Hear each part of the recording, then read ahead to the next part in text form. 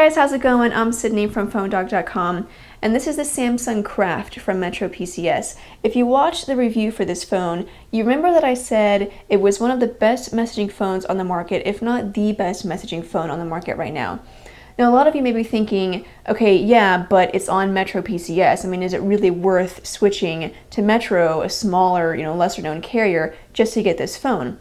Well, hopefully this Dogfight will help you to decide, okay? This is the Pantech laser. It's from AT&T, a larger, one of the 4 main carriers in the United States. And in my opinion, it's the next best messaging phone, next to the Samsung Craft. And actually, it just shot up to #1 on PhoneDog's top messaging phones list. So it's definitely a great messaging phone. So if you're trying to decide, should I stick with a main carrier or should I, make the leap and jump to Metro and get the Samsung Craft, this Dogfight will help you guys to decide that. So we're going to put them head to head, see which one comes out the winner in different categories, and then in the end, you guys can decide which one you prefer. If you want to stick with AT&T or stay with a larger carrier, or if you want to go with Metro, we'll let you guys decide that. So Pantech laser, AT&T, Samsung Craft, Metro PCS. I'm Sydney from PhoneDog.com. Let's go check it out. Okay, so on the left side is the Pantech laser from AT&T, and then the Samsung Craft is on the right side from Metro PCS. And first of all, as you can see, they're both very well designed phones, and a lot of it's going to depend on personal opinion, because obviously the Pantech laser is much thinner than the Samsung Craft. The laser, as I've said before, is the thinnest full sliding keyboard phone ever offered on AT&T. It's less than ½ an inch thick. It's actually less than 0.4 inches thick. So, and then obviously the Craft is much thicker. But both of them are built very solidly. So in terms of physical design, neither one of them really feels extremely cheap.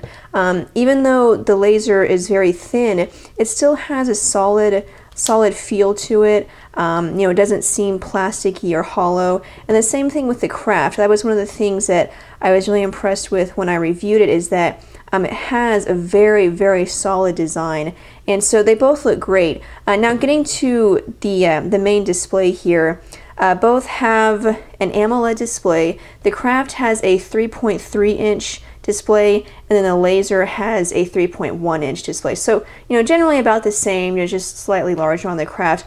Both AMOLED displays. Now the weird thing is that they do look different. And this, it could be a tie because the technology is the same. Resolution is also the same, 480 by 800 on both displays. But I don't know, to me, the Craft, it just looks better. I don't know if it's just Samsung because they have more experience with AMOLED displays. You've got the Samsung Impression, which was the first major phone that had an AMOLED display, and then obviously the Galaxy S devices with a Super AMOLED display. So, I don't know if it's just that they have more experience with it. Maybe they've, they know what works and what doesn't work. But to me, it's brighter. It's more crisp, more clear. The laser, it looks great. It's an AMOLED display, so just, that by itself, the display does look very good. Compared to any other messaging device, the display looks better. But just when you're comparing it to the Craft, to me, it doesn't look as good. And so, you'll see later on whenever I go into pictures, you'll see more examples of this. But to me, the Craft does win in this case. Even though both have beautiful displays, the Craft, to me, just stood out more, seemed to have a better AMOLED display than the laser. Both touchscreen devices, obviously. Now, the Craft actually has a capacitive touchscreen, whereas the Pantech laser has a resistive touchscreen. And this is one thing that, if you're confused on it, if you watched the unboxing video, I said that the laser had a capacitive touchscreen. In fact, Pantech's website says that the laser has a capacitive touchscreen, but it actually doesn't. It's actually a resistive touchscreen, and they've since corrected it. Hopefully, I let them know. But so it is a resistive touchscreen, and so obviously, capacitive to resistive. Capacitive is just generally better. Resistive isn't bad, But most people would prefer a capacitive touchscreen, and especially so considering the quality of the Craft's capacitive touchscreen. If you think about other messaging phones that have a screen like this, I'm thinking the Sharp FX, also the LG View Plus, also the Samsung Flight 2. All three of those devices had a capacitive touchscreen, but it just wasn't great. It was not up to par with other, just, you know, compared to a smartphone, the iPhone, Galaxy S, just any other smartphone with a capacitive touchscreen. It was not up to par with those. This is like, you know, this is what I'm talking about when it comes to capacitive touchscreens. It's very responsive, very smooth scrolling. You know, you can see there's a bit of a lag just because it is a messaging phone. The processor, you know, isn't as great. It's not a Hummingbird processor, but the screen itself is just very responsive. I definitely didn't have any problems when it came to scrolling or selecting anything. That's not a scrollable menu there, but capacitive touchscreen is definitely great on the Craft. So I'm going to give the winner there to the Craft. Now you can see they do have different UIs. There are some similarities. You know, the Craft is using Samsung's TouchWiz interface. Not the same TouchWiz that you'll see on the Galaxy S devices, but more of the TouchWiz that's been formatted for messaging phones. And so you can pull out this widget drawer here, and then you have a couple of widgets to choose from. And then you can, of course, drag those widgets out to any screen that you'd like to have it on. So, you know, so kind of a nice interface. You know, it's one of those interfaces that I've always enjoyed, I've always liked, because it really gives it sort of a smartphone feel, especially when you think about operating systems like Android and iOS too, where you have icons and widgets on the main screen. You know, usually a lot of messaging phones, it's just a main menu and you have everything there. It's just not as exciting, whereas when you have the different widgets, you know, kind of adds some spice to it. So TouchWiz UI, you know, I definitely like.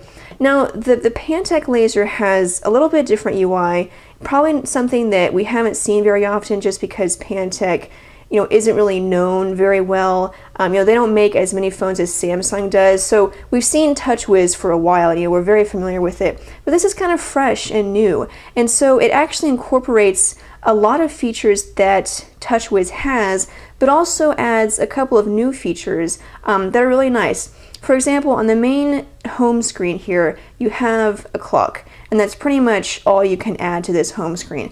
However, as you can see, it's kind of an interesting clock. You know, it looks really different. And in fact, there's a couple of clocks to choose from. If we go to the home screen clock type, if you go to digital clock, it's just the basic digital clocks. But if you go to unique clock, you can see there's a couple of different options. And so, you know, it's just something different, you know, something different besides what we're used to seeing on every single messaging phone that comes out. Along with that, you can also change the wallpaper, obviously, and then it will stay static in the background. So you can see the wallpaper actually doesn't move.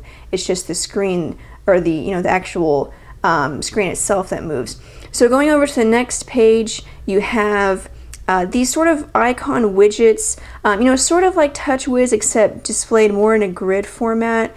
You can actually set them free, you'll see, but I have them in a grid format. And so this is kind of nice. If you watch the review for the laser, I'll get in, you know, a little more depth into this, but it is nice to have these shortcuts. You can see you have camera, web browser, I believe. Any games, you can have a shortcut to that. You can see I have a shortcut for a scheduled event that I have coming up, and then a text message, have a shortcut to a text message, so you can just send one really quick. So kind of nice having that, and then of course you can add more if you'd like. And then going over to the next page, this is your list of your favorite contacts. And the nice thing about these two pages is that they do scroll up and down, so you don't just have, you know, this page, you actually have a little more room than it looks like. And the same thing with this page, you can actually scroll down. So that's kind of a nice feature, and then it's just your favorite contacts that you can add there. So, you know, I really like the interface on the Pantech laser. To me, in my opinion, you know, I prefer it over TouchWiz because TouchWiz is great and it's really fun, it's exciting. It brings a lot that, you know, makes it feel like a smartphone. However, the UI on the laser brings those same features but it also brings other features that are also cool. So it's like having the best of TouchWiz, but just adding, more to it. So in terms of UI, the laser definitely wins for me. All right, so moving right along to the keyboard. Obviously, they're both messaging phones, and so they both have physical keyboards. Again, it's just amazing that the laser is so thin, and yet it does have a full keyboard, and it's actually a very well-designed keyboard. But both have great keyboards. A lot of it, you may have a personal preference. You may decide that you like one over the other because they are designed very differently. But for me, both of them are awesome. I could type very quickly on both of them. You can see the laser has a very thin, just not raised very much. The keys, they're kind of flat, but they're plasticky.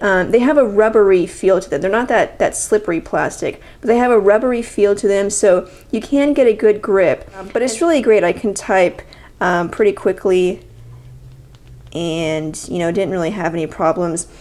So the keyboard, definitely great on the laser. I love that it has the .com, period, comma.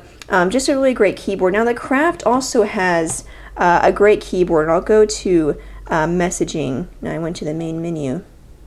Go to messaging. Also has a great keyboard. I've always been a fan of Samsung's keyboards. It is a little different because you have the space bar in between a row of letters, which some people complain about. Some people don't really like that. I learned to get used to it. The layout, isn't too bad. Generally easy to type on. Another downside is that you don't have a dedicated period key. You can see you have to push function to get to it.